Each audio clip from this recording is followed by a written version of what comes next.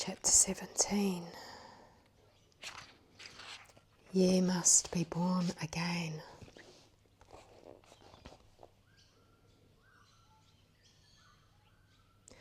The girl with the club foot who wanted to dance, the caterpillar that wanted to fly, the tadpole that wanted to leap, the seed that wanted to flood the world with perfume, the poor man who wanted to breathe the air of freedom for a few moments,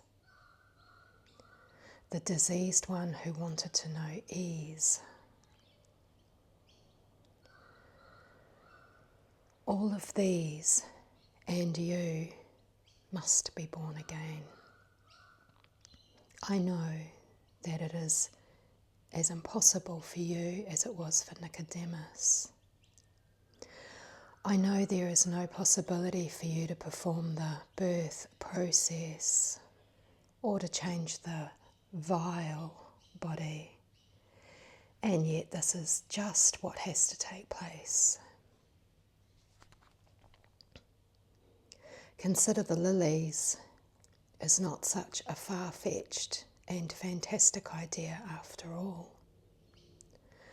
We have considered the way of man and found that he cannot make a dancer out of a club-footed girl. Neither can he make a butterfly out of a caterpillar. Nor can he make the egg spread its wings and float lazily with abandon over the fathomless chasm.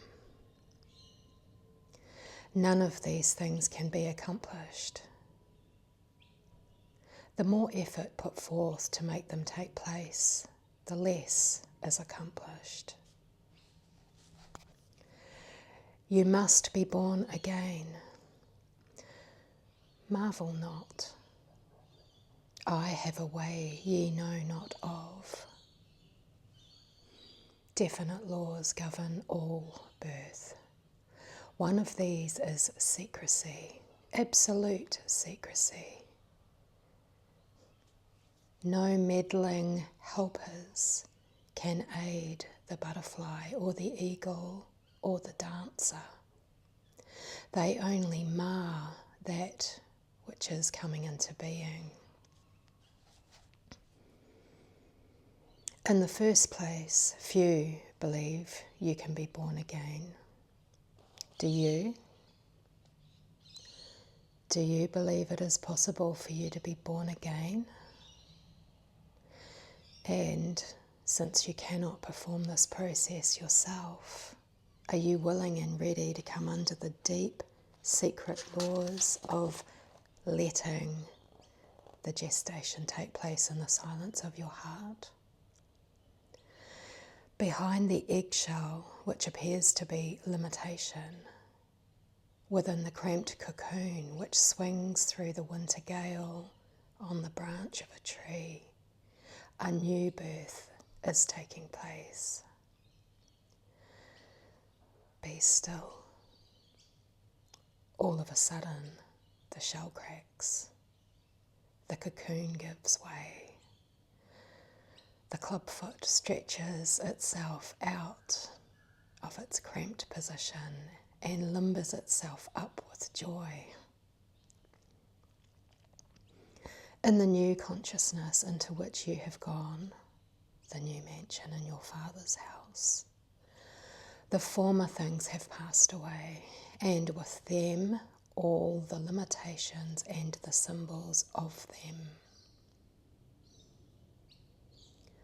We are not trying to make a demonstration of the overcoming of disease. The consciousness we are seeking is ease, and there is no disease there, never has been, never could be, and never will be, for it simply does not find expression or recognition in that mansion. Looking at the limitations a caterpillar presents when it comes to flying, you come to the conclusion that it is impossible. And so it is. It is not possible to fashion wings on the caterpillar and make it fly any more than it is possible for you to dance with the club foot. Jesus did not examine into the nature of the limitations about him. When he increased the loaves and fishes, but one thing was necessary. He did not consider the limitations at all. In the mansion in which the 5,000 hungry men were functioning, there was insufficient food, so it was of no use for Jesus to remain in that mansion, that state of consciousness. He raised his eyes to heaven. He went into the new mansion and found there abundance. It was as natural for abundance to flow from that state of consciousness as it was for limitation to be manifested in the other.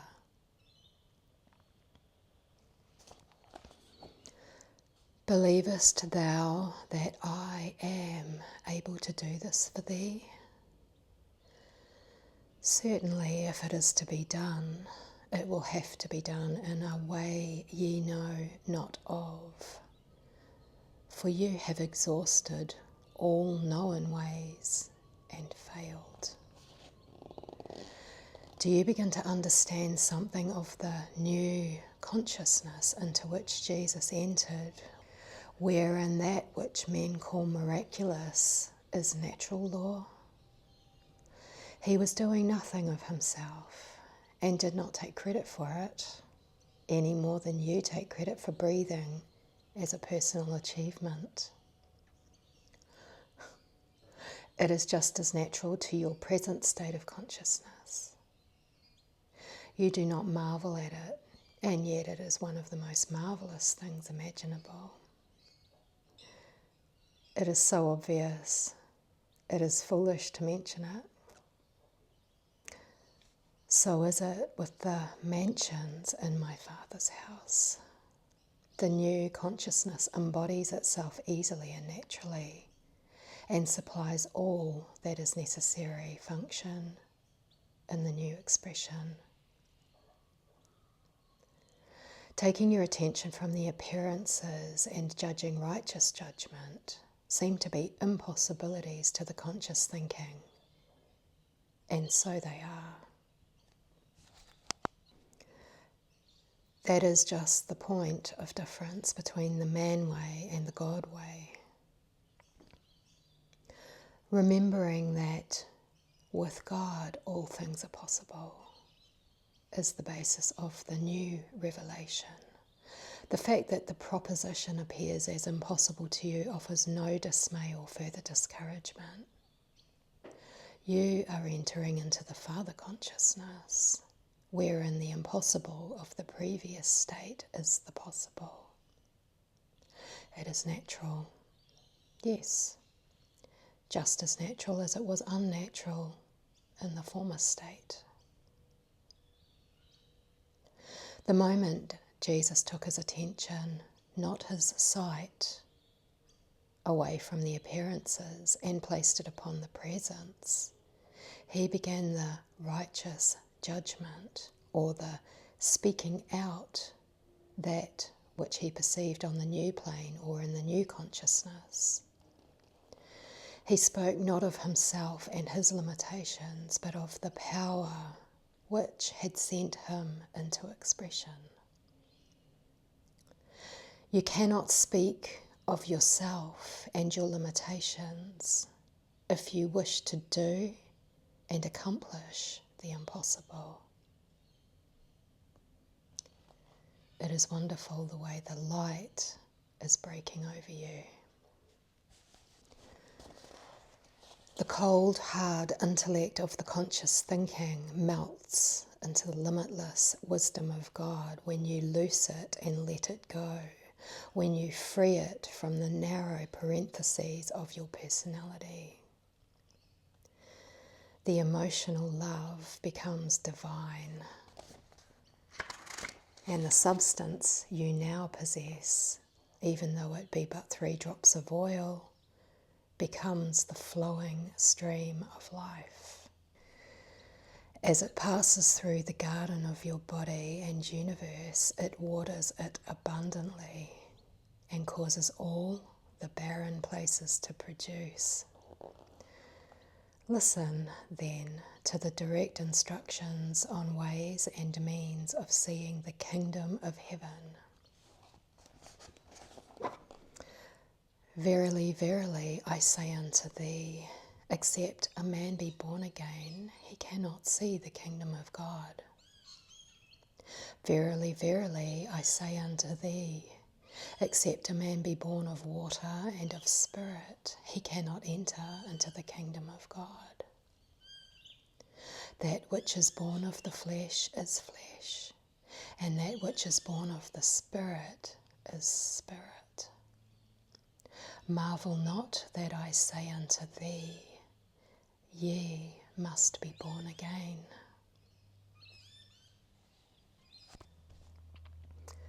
The kingdom of God of which Jesus spoke so often is the fulfillment of your true destiny.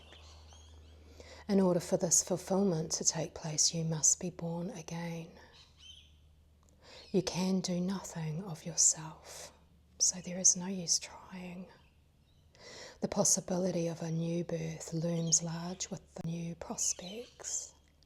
The old conscious thinking, with its limitations, must give way in order that the new vision may become real, just as the shell, cocoon, and husk must give way for the new manifestation. No man has ascended up to heaven but he that came down from heaven, even the Son of Man, which is in heaven. Please note the words even and which. They are singled out for your special attention to show that no exception is ever made. The abstract quality of which causes you to realize that principle is being spoken of. Little by little, we are beginning to see the light through the crannies in the text. We are not going to overtake something new. We are merely rising to something we have already known. We are returning to a state we have already experienced. We are ascending to the place of recognition in order that we may descend into manifestation. It is a wonderful revelation, this being born again, this dying daily. The refreshing sense that comes to the tired seeker of the truth when he realizes definitely that he is not in the business of creating a heaven out of his conscious thinking, is the rest that is spoken of in the Bible. If you cannot do it, if you cannot perform the wonder of the miracle, remember Jesus also said, I can of myself do nothing. When you come to this extremity, then it is God's opportunity. Are you afraid that God will miss his opportunity? Aren't you glad that suddenly you realize that your extremity is God's opportunity? Jesus recognized it every time he was faced with a problem. He immediately recognized that he had reached his extremity and joyously turned it over to the power. The opportunity that is given over to God is fulfilled in a way and after a fashion that is past finding out. What an opportunity it becomes. For your own satisfaction, trace through the text and see the extremity of Jesus and the opportunity of God. See if it were possible for Jesus to have bettered the situation through any human reasoning. He was born again constantly, born into the oneness with the Father, and cooperated with the opportunity of God. When, then, you have come to the extremity, instead of taking the fearful, terrified state of mind, remember that Jesus recognized this state instantly as the point at which the manifestation came through. And the twinkling of an eye is very rapid, and the look again is even more so. The opportunity of God is not taken advantage of by the slow speed of the fastest moving concept of the human mind. Yes, I have a way ye know not of, and can never know, because not even the Son, but the Father knows. Be still. The still, small voice has something to say to you.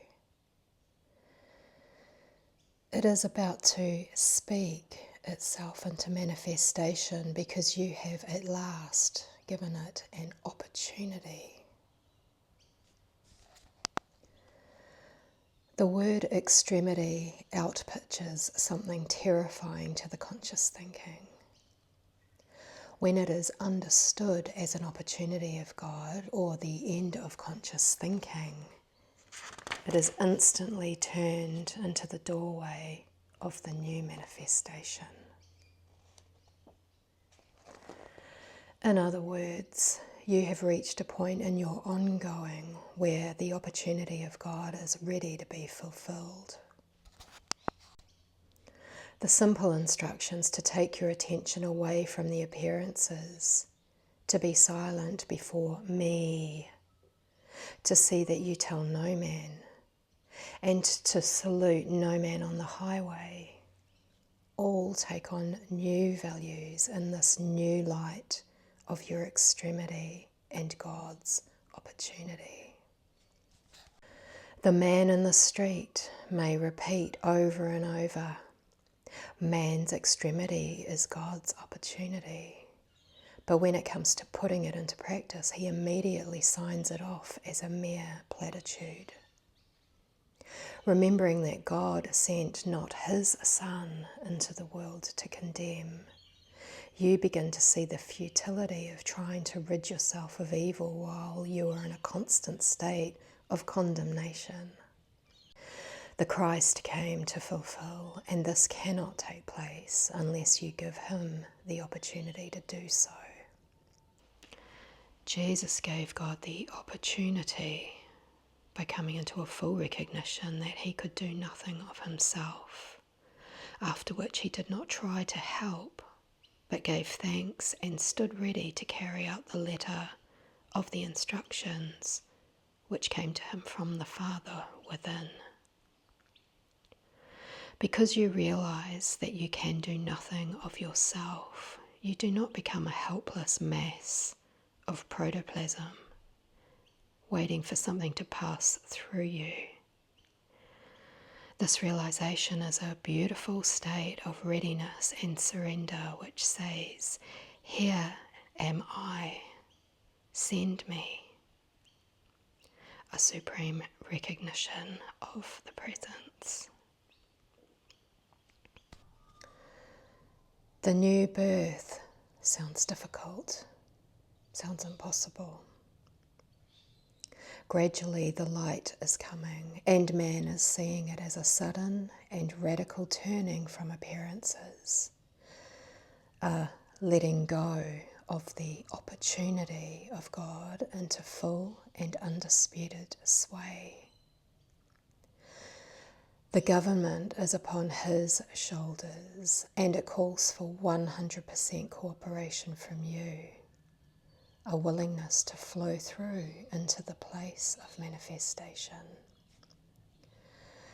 The dreams of the girl with the clubfoot and the caterpillar are only possible of manifestation when the attention is turned radically away from the appearances, and the new birth is brought forth from the extremity opportunity situation to which they have come.